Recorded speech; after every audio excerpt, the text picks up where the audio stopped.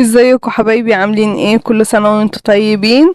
تجهيزات رمضان اللهم بلغنا رمضان لا فاقدين ولا مفقودين. حطوا لايك يلا يا لولي.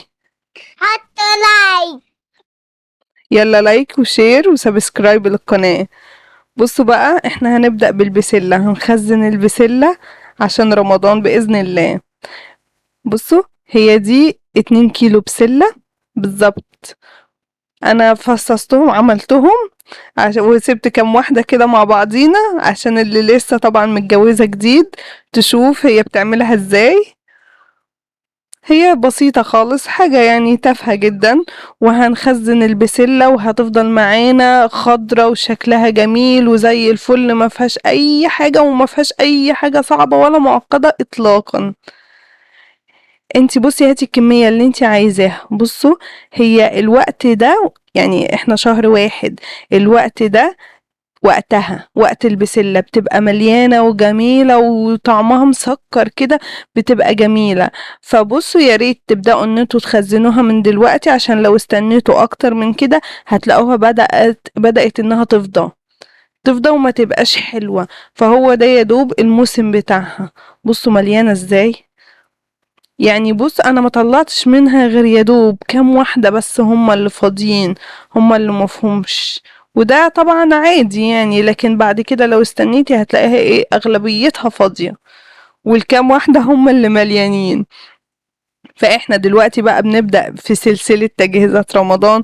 اللهم بلغنا رمضان يا رب لا فاقدين ولا مفقودين، امين يا رب العالمين. بصوا، سهلة وبسيطة ولا أي حاجة، ومش هتاخد منك وقت خالص. أحسن من المغلفة اللي برا، وأوفر كتير. هو دلوقتي يعني الكيلو بتاعي أي ما بقتش فيه حاجة دلوقتي رخيصة خالص طبعا. فدلوقتي بصوا، واحدة بايظة طلعناها.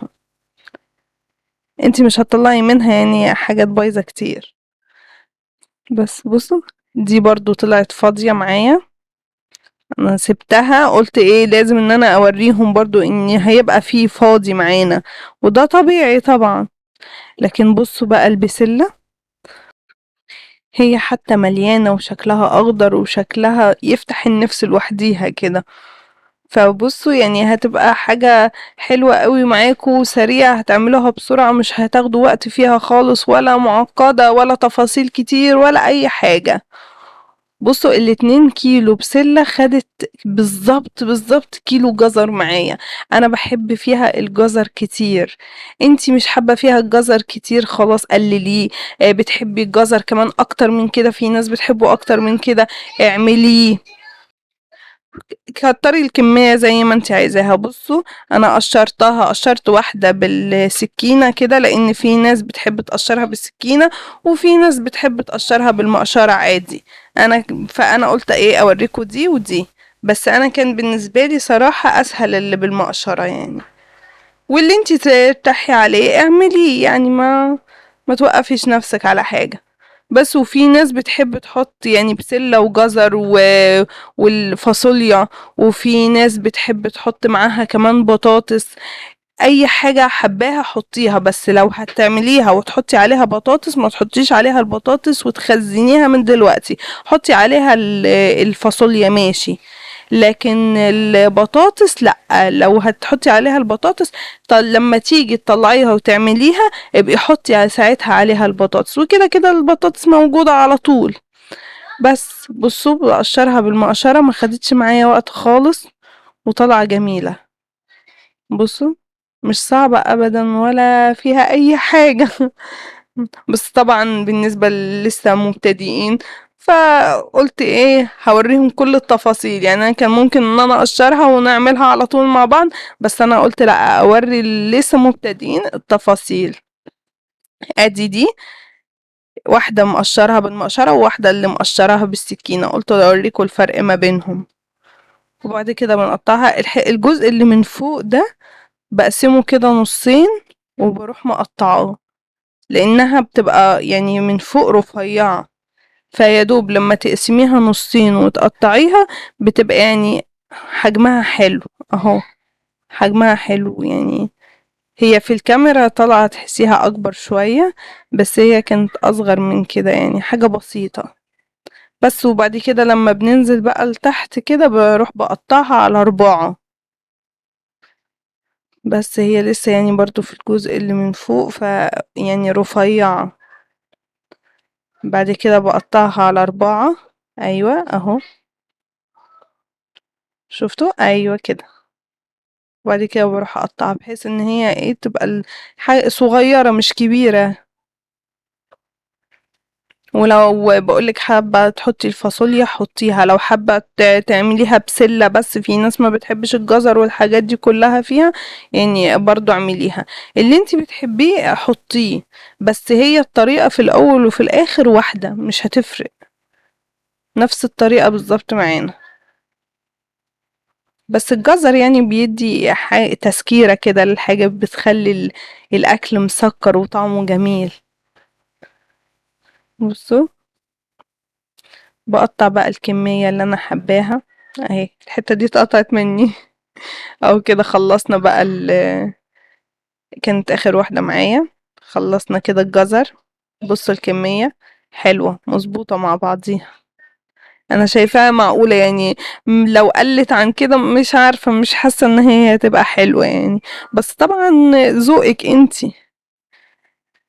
بس انا كده بالنسبة لي انا حلوة قوي. ودي بقى مية مغلية، مية مغلية ما فيهاش اي حاجة، ولا ملح ولا خل ولا كربونات ولا اي حاجة من الحاجات دي كلها.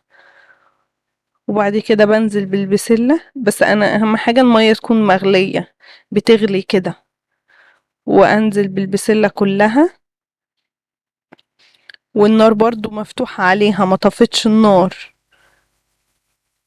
نزلت بكل الكمية، هي يعني على حسب الحلة، لو مش هتكفي معاكي وهتقسميها مثلا على حلتين، لو ما عندكيش حلة كبيرة وهتقسمي الكمية على حلتين تمام.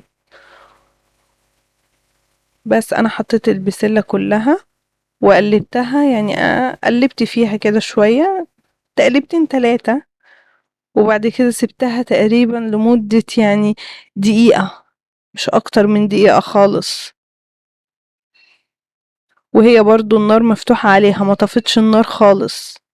طول ما البسلة كده يعني حطها في الحلة، انا ما طفتش النار اطلاقا عليها. بس هي كده خلاص تمام معانا.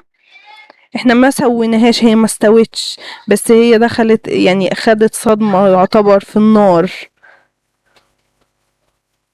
بصوا خلاص دقيقة، لونها ما غيرش، إيه ما دبلتش معانا، ما فيش اي حاجة حصلت فيها، زيها زي ما كنا لسه مفصصينها عادي. لما تيجي تطلعيها بقى، عشان ما تبقاش وحشة معاكي، او يعني طلعيها من الفريزر على طول على الاكل، على ان انتي تحطيها في الحلة يعني. بصوا، انا المصفى حطيتها في الحوض وفتحت المية بتاعت الحنفية، هي المية اصلا نازلة ساقعة لوحدها. بصوا بعد كده بنزل كل البسلة. بنفتح بقى ليه المية الساقعة عليها، على اساس ان احنا خلاص احنا مش عايزينها تستوي اكتر من كده.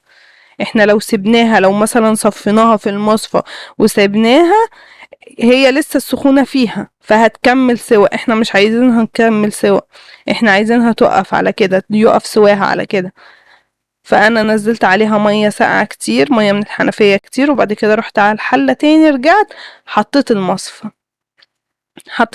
بحيث ان هي بقى تنزل كل المية، تتصفى تماما. وسبتها بعد كده تبرد، يعني هنا بقى خلاص كانت بردت خالص، مش سخنة اطلاقا، اهم حاجة ان هي ما تبقاش سخنة.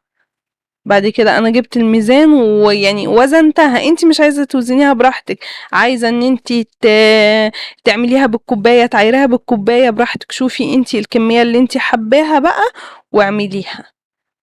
بصوا، اكياس تلاجة عادي جدا، ورحت حطيتها فيها، وبطلع منها الهواء، اهم حاجة تطلعي منها كل الهواء. وطبقته كده زي ما انتوا شفتوا، ورحت حطاه. حاجة بصوا، ولا صعبة، ولا هتبقى مقرفة ولا معقدة، ولا هتقعدي فيها من الصبح بالليل، ولا اي حاجة من الحاجات دي كلها، يعني مش هتاخد وقت معاكي خالص. شايفين بتني الكيس كده وبطلع منه كل الهواء. بصوا، وبصي افرديها بحيث ان انتي لما تيجي تطلعيها وتحطيها ما تبقاش اللي هو مكلكعة وهتاخد وقت على ما تفك. لا، هتطلعيها هتحطيها هتلاقيها خلاص يعني اتفكت على طول. بعد كده هتسيبيها تستوي بقى بس، وفي وقت قصير خلصتي كل اللي انتي عايزاه. يلا بقى ما ننساش نحط لايك ونعمل شير وسبسكرايب، وكل سنة وانتوا طيبين، واستنونا في باقي سلسلة رمضان.